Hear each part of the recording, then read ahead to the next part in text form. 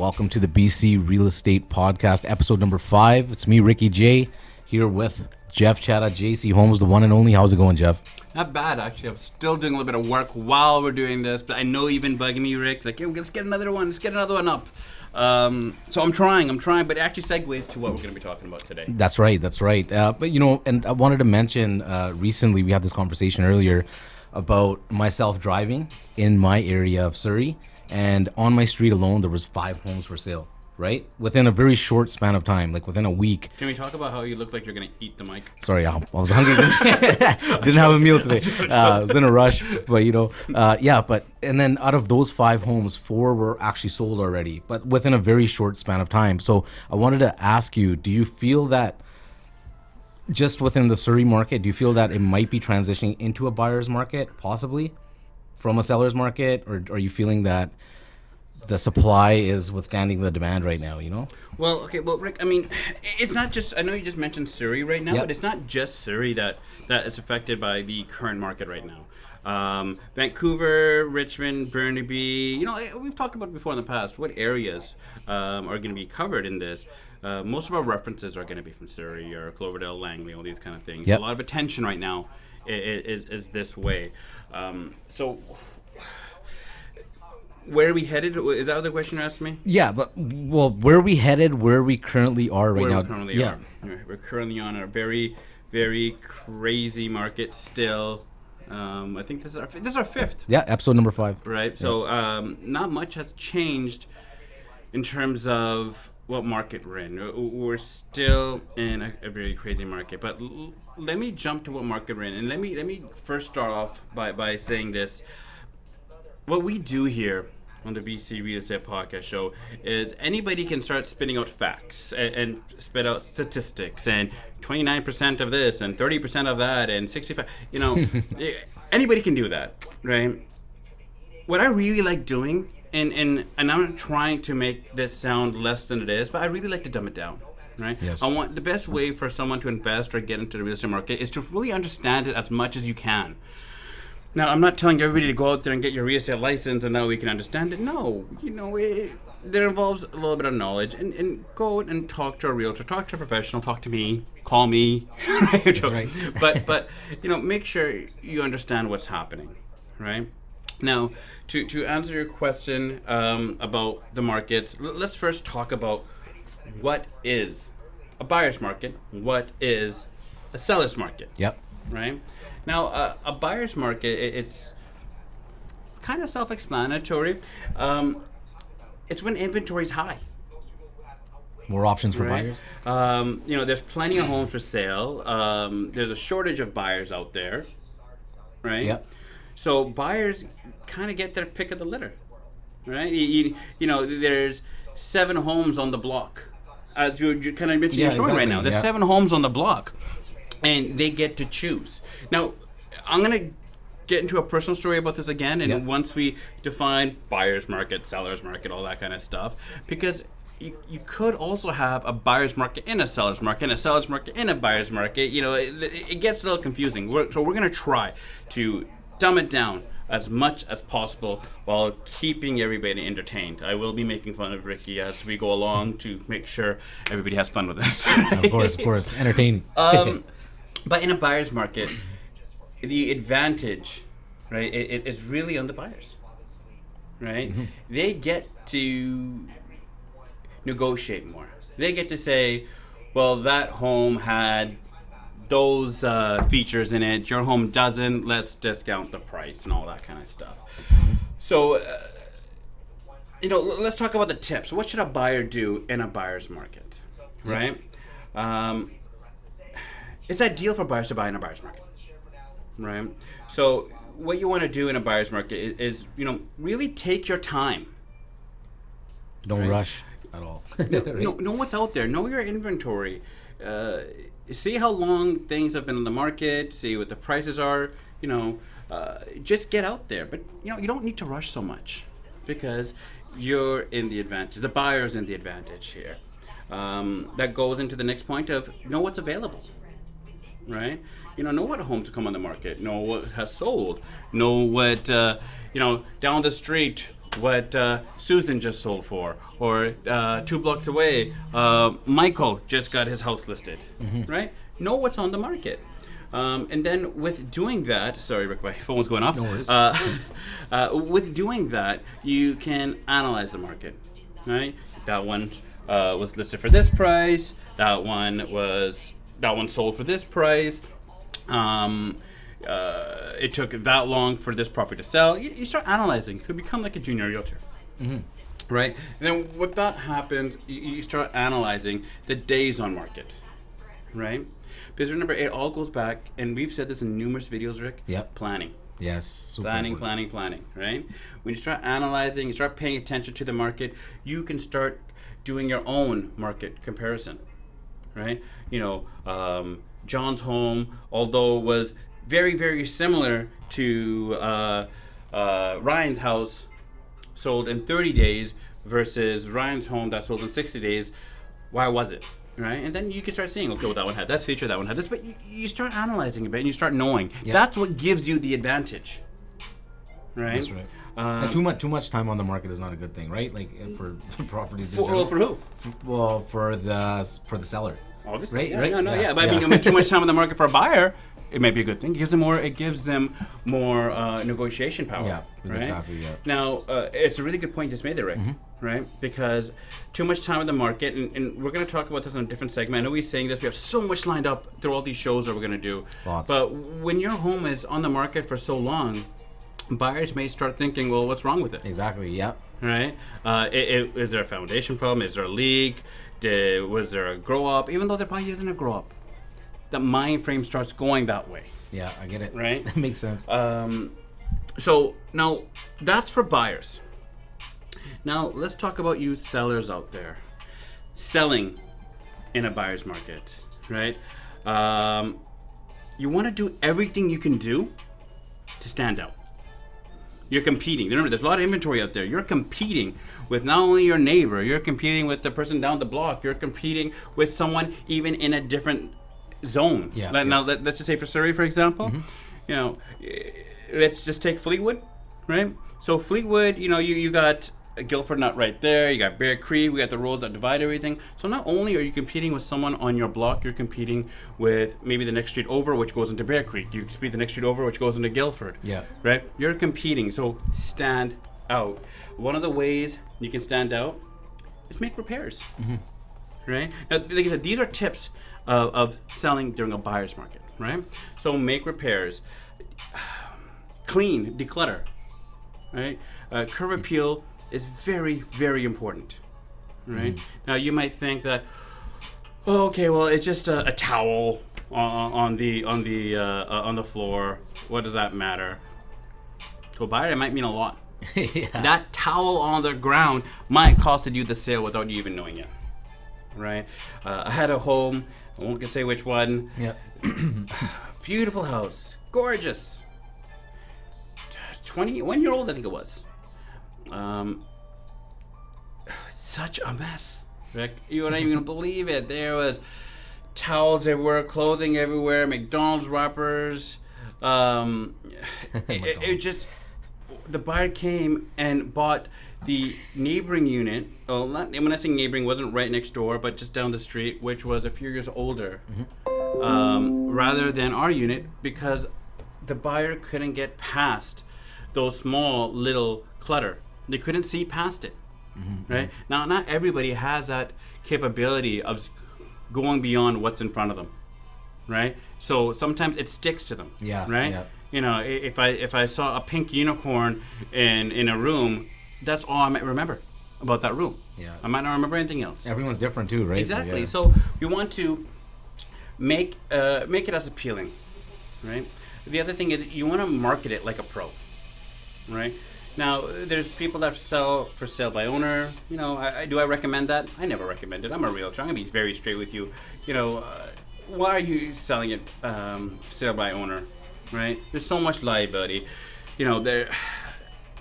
I always make this analogy about selling cars, all this stuff. You're not selling something for $10,000, $20,000, right? Now, if you're very experienced in the business, who am I to tell you what to do with your property? But my advice is hire a professional. That's what they're there for, right? Yeah, I now, agree. some lawyers can say that we can do sales transactions for you, and lawyers can. And I'm going to be honest and straight about it. Lawyers can do real estate transactions, but there's a reason why lawyers don't want to do it. They don't want to get entangled with the bylaws and rules and regulations with the council because it could affect their law degree or I guess their bar or whatever their legal thing is. It could affect their license there. So they don't really want to entangle. Now, can some lawyers do it? Yeah. Can you also sell your home by yourself? Yeah. Can you also repair your car by yourself? And, yeah. Can you defend yourself in court by yourself? Yeah. Would the outcome be good all the time? Probably not. Yeah, that makes a lot of sense, actually. The other thing I would say is when you're selling in a buyer's market, you need to price competitively.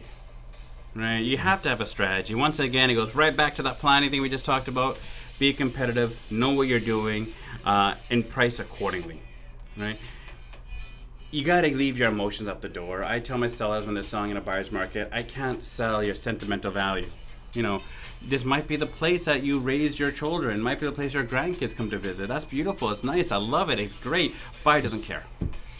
You got to give them the opportunity to create their own dreams in that home because they don't really give to about yours. Yeah. Right? Now, that might sound really mean. No, but that's reality, right? Yeah. That's all it is. We don't want to sugarcoat anything. No, I don't believe in sugarcoating, Rick. You know what I mean? This is a lot of money, right? You might not like the advice, but you're going to love what happens with the advice, right?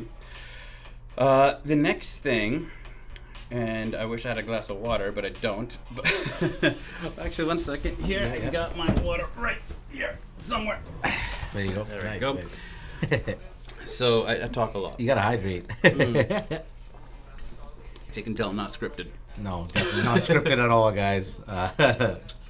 Okay, now with that being said, let's talk about seller's market, right? Now, what is the seller market? Almost the exact reverse of what we just talked about, right?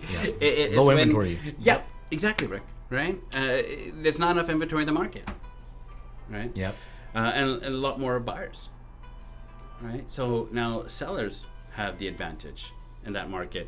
They get now to determine what's going to happen, what's not going to happen, right? It's very similar to what we're in right now, right? Yeah, exactly. Right? That's why I was asking the question. And that's why I kind of wanted to, have that at the end here of what's happening in seller's market. And it's basically what's happening right now. Without getting so much into the details of what a seller market is, it's just what we just explained. Yeah. Right? Sellers have the most advantage. During a seller's market, you'll see what's happening in today's market. You're going to get bidding wars. You're going to get buyers who are going to compete with other buyers. You're going to get some buyers that have the financial backing to say, hey, I don't care if I need to repair this. I want it anyways. You're going to get some buyers that are skilled in trades saying that, oh, that needs repairing? I can do it. I don't how Yeah, you're seeing a lot more of that nowadays, right? We just talked about with Steve the other day. Yeah, right? That's right. Thanks to Steve for coming by. About how buyers are going subject free. Right, you're gonna get these in seller's market, not so much in a buyer's market, but buyers have the options there. But in a seller's market, buyers are so anxious to get the property, they may forego things like inspections. Where you're seeing subject to financing clauses waived, right, which is a big thing. Yeah. Right, we're gonna talk about that with one of our mortgage brokers on the shows as well. We also got a financial planner coming as well that's going to be talking about estates and wills and how all that kind of stuff is, but that'd be another topic. That'd be awesome. But typically in a seller's market, homes sell faster, low inventory. Inventory. Hence the bidding. People are just in a rush, right? Well, the it is. buyers It's just let's forget about the media here. A lot of people who know me very, very well know that me and the media are maybe not always on the same page, right? But the public maybe. The public reads it, they see what's going on in the news, and they react that way, right? So the media can have a very strong impact on what's happening in the market.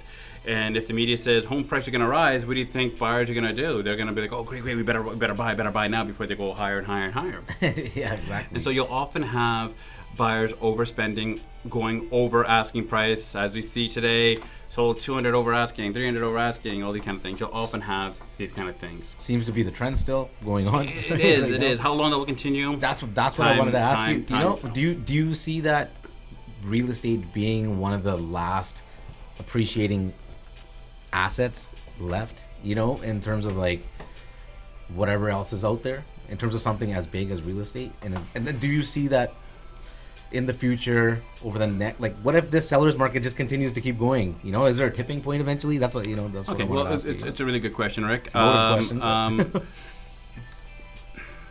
I don't know. Right? I mean, how long can this go on? It's going to go on until it's going to go on, Rick. You know, I don't have a crystal ball here, right? It's going to go on however it's going to go on for. What this show is about, it's not about telling you, well, wait 5 years, this is going to happen. No, it's about telling you what to do in the current market that we're in right now, and my advice based on many years of being in this industry, right? So I'm going to give a little small disclaimer here right now, is this advice is used for educational purposes, right?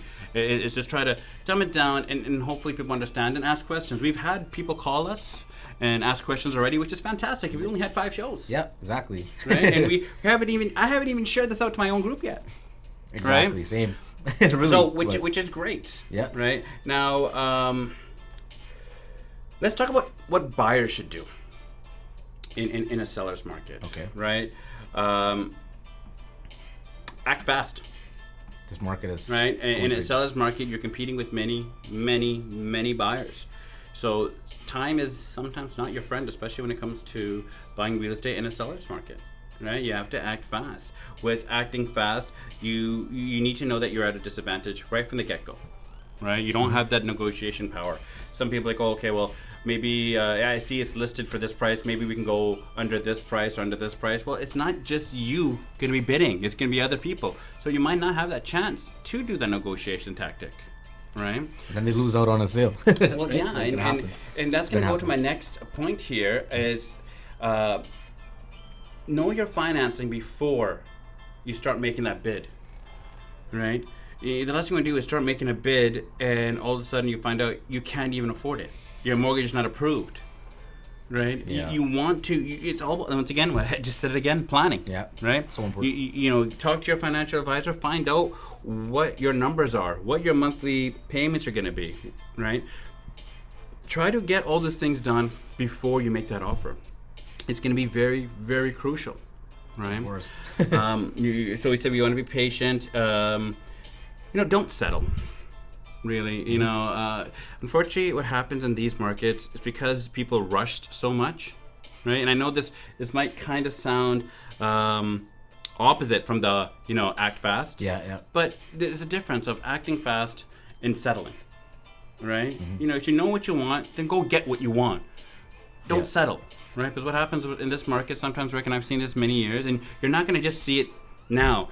This will come back and bite that buyer in the, I don't know if I can say the thing, but bite it a few years later. Yeah. Because they didn't do their inspection. They didn't do this. They didn't do that. They wanted 5 bedrooms. They settled for 4. They didn't realize they would have a little one on the way. Like you have your little one, right? Yeah. Now can you imagine that one running around everywhere, right? Exactly. You know, they didn't picture that. They didn't picture the fact that, you know, they should have went for a 3-bedroom unit rather than, a 3 washroom unit, bathroom unit, rather than a 2.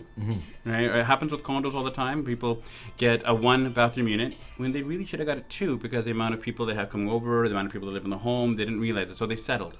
And now they find themselves having to sell faster, and they might have to sell when the market turned around. So it wasn't a selling market for them. Now they're selling in a buyer's market, right? Which now they're at a loss and disadvantage again, right? So I would say, you know, don't settle, right? You know your market, know what's happening in it. The fear of missing out is real. It is. And so for buyers in this market right now, you know, be patient, act fast though, right? Know what, same thing, planning, right? And don't settle, right? Obviously, underlining of all these things, Rick, is obviously call me and I'll guide you through all this stuff, right? Of course. Now, let's talk about our good old sellers in a seller's market. Boy, are you guys cashing in right now. Right now, some people are cashing in hundreds of thousands, if not maybe in the millions. They are cashing in, right? Now, what should sellers do? If you find yourself as being one of the benefits of a seller in a seller's market, how should you act? start jumping for joy. Right? No, but same thing before. You want to clean and organize your property. It doesn't mean just because a seller's market, you can have dirty underwear lying around and think, well, someone's gonna buy it. Doesn't matter. Right? Yeah. Because what's gonna happen is momentum starts picking up. Other sellers start seeing what's happening, which is happening right now, right? We're starting to see more listings coming out. Yeah. We're still in that market, but you're now getting into competition with other people. But right now, you still want to, be clean, declutter it. You still want to show your property, as best as possible to get that higher price. Because let's say you have underwear on the ground, you got towels there, McDonald's wrappers, Wendy's, whatever, right? Yeah. But you got 5 offers still. But if you had cleaned up and you actually put some time into the property, you might have got 10 or 15. Right? Yeah, You still have buyer mentality, right? You want to look at all offers. Set a time, set a date, figure it out. There's different strategies. The common strategy right now, what's happening is the whole showing Saturday, Sunday, offers on Monday, right? But you really need to determine how to sell. Did you give your property enough exposure on the market? Did you advertise it enough out there to have people view it? Right? Now, this goes into our for sale by owners people a little bit here. I'm going to take a quick shot at you guys out there. Like I said, you guys can do it, but when you're doing a for sale by owner, you're probably using Craigslist or Kijiji or something like that, which, or you have that nice sign in front of your home saying for sale by owner. How many people are driving by are you going to get in a week? Maybe 100, 200? That's great. Fantastic. Craigslist, how many people are you going to have? Maybe, I don't know, a few hundred a day, maybe. Lots of time wasters. Right? That's crazy. But when you list on the MLS service with a realtor, you're going to get thousands, and your realtor can help you with the views, and they can show you how many people have actually viewed your property, right? Now, one of the things that you really want to be aware of is when you're a seller selling in a seller's market, is you need to be aware of who the buyers are, what position are they coming from. Obviously, as a seller, you're going to want subject-free offers. That's what sellers want in a seller's market. But let's just say right now you don't have a subject-free offer. Well, and they have subject to financing. Well, you kind of want to determine what stage are they at. Do they need to sell a property to buy your property? Yeah. Right? Are they pre-approved already? Maybe ask for a pre-approval. Right? If they have a pre-approval, maybe you get one. Maybe they can provide a bank draft with their offer. And this goes into buyers tips too, sorry. When you're buyers in a seller's market, when I talked about before about getting pre-planning and everything, get a bank draft ready when you go submit that offer. Helps a lot. Maybe you have a cover letter, right, of who you are. You'd be surprised. A nice, sad, or a very empathetic story of who you are, what your family is, and everything, what your hopes and dreams are, may sway the seller. You never know. Never know, right? Unless you try. You spend maybe 25, 30 minutes writing a compelling letter. You never know, right? Never know. But as a seller, you want to do your facts too. Now, with a cover letter that says that you have a newborn and your hopes and dreams were to live in this home since you were a little child, will that convince a seller to not take the other offer of 100,000 more? Probably not. But if it's just a few thousand more, maybe. It's possible. Right? You never know. So as a seller, I would say that you have all the facts in front of you.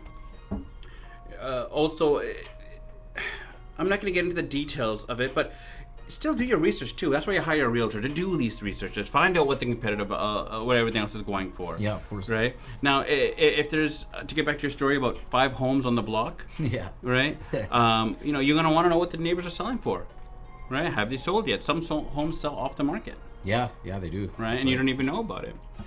And a lot of people don't know about that either. No, they don't, Rick. Right? Yeah. See, I mean, I'm not joking around so much about in this video as I do my other videos. It's because it's a very serious topic. Of course, right? Buyer's market, seller's market, what to do in it. It becomes very confusing, especially for first-time home buyers or even very well experienced, right? Because you don't have control of the other party. You don't know what's going to happen, right? So that's what I would say. Who holds the negotiation power? Right? Yeah. Well, is there any last tidbits you want to finish up with in this episode before we wrap it up here? In this crazy market? Whether it's a buyer's market or seller's market, right, Rick? I mean, you want to study the market. Get a realtor, right? I know I joke around with saying call me, right? But Yes. but you want a professional, Of course. right? You want to know what's happening, what's going on, and you get an area specialist, right? I don't live on the island, right? So would I want to list something on the island? No, I don't live in Prince George. I know we talk about Prince George stories all the time, Yeah, right? we do, yeah. I've had some clients call me and say, Jeff, I want my property in Prince George. Can you list it? And I refer it out. I'm like, thank you for calling me. You trust me. That's why you called me. I trust this agent out there, right? It's best that they can serve you best by calling them, right? So one advice I would give for our sellers out there in different areas is find a local area specialist. Find out how busy they are. Just because that realtor has 30 bus stop signs everywhere doesn't mean they might be right for you, right?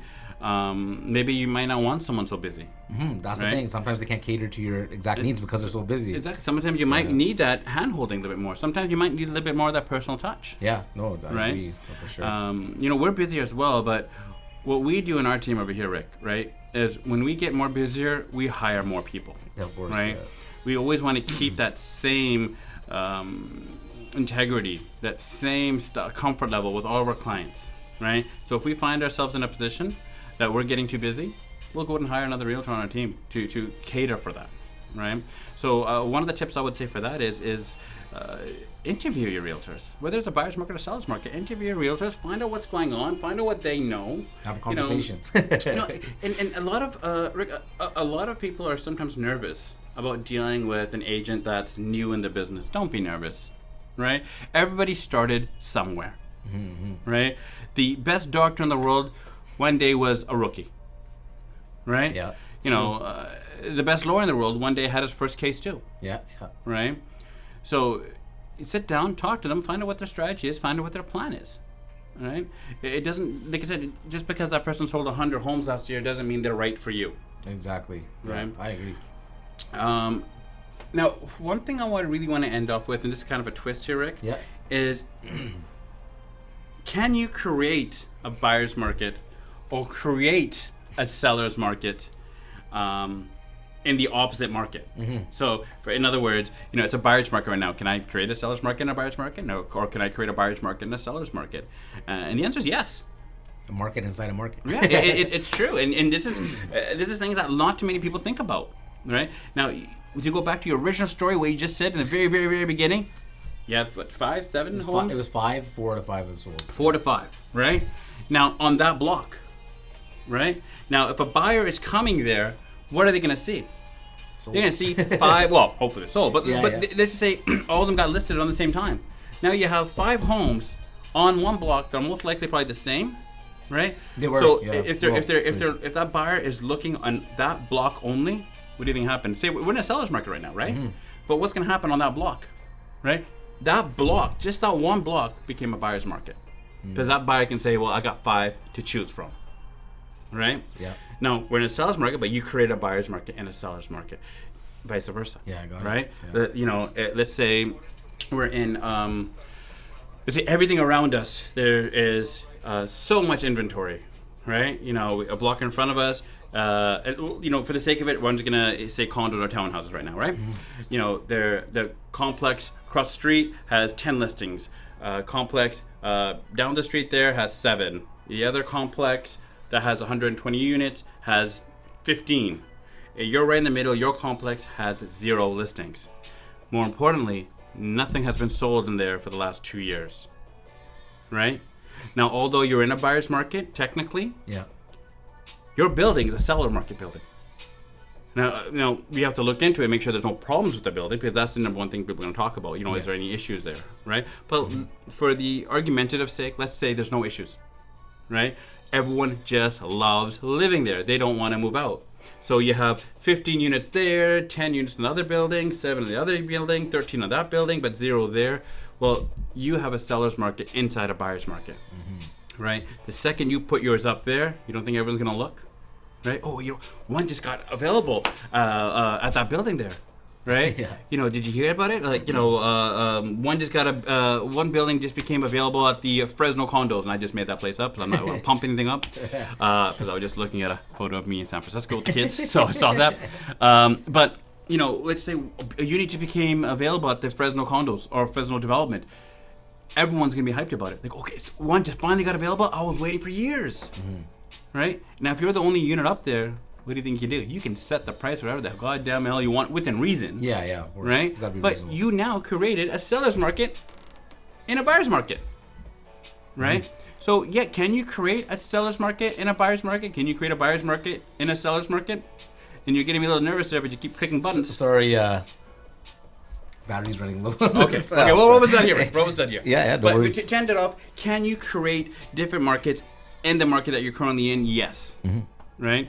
Now, everything we just talked about, Rick, right? I'm going to let you do some homework on this, which I bug you a lot. Of course. We're going to put like a PDF or something that they can We'll put get a link these in kind the, of things, in right? the description. It's going to have all these kind of things that we just talked about, a little bit more detail, right? Yeah. I'm good with just ending off on that, Rick. Yeah, no worries, problem's fixed. It was a wire, it was loose. Yeah, well, I'm still good at ending off. No, perfect. You know, that sums up pretty much episode number 5 of the British Columbia Real Estate Podcast. Make sure you guys like, subscribe, share this video, you know, if you found it helpful. We try really dumbing it down for people, you know. A lot of these same questions are from people, actually, that want these questions answered. So, and Rick, you're absolutely right. It doesn't have to be so confusing, right? It's confusing enough with just all of our terms already, right? There's so much information. I go to the doctor's office and he starts talking about the flexor, all this and that, and I find myself, you know, not even paying attention to what the hell he just said, just focusing on that one bone. I'm like, well, what the hell is that? Yeah. That hip bone's connected to the what? Oh yeah, you know what I mean?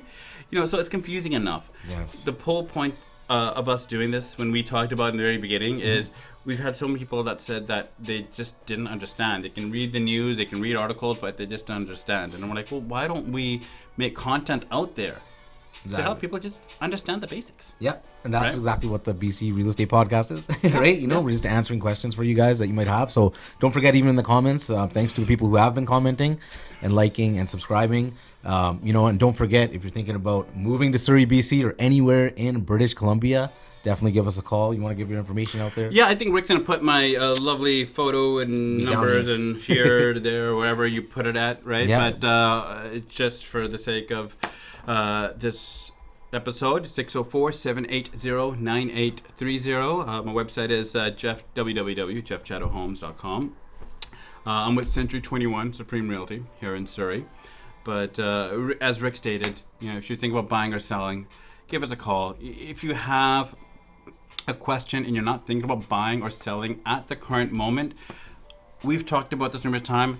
Planning is your best friend. Give us a call. We'll help set up everything for you. It might not have to be today. It might not be 3 months. It might not even be in a year.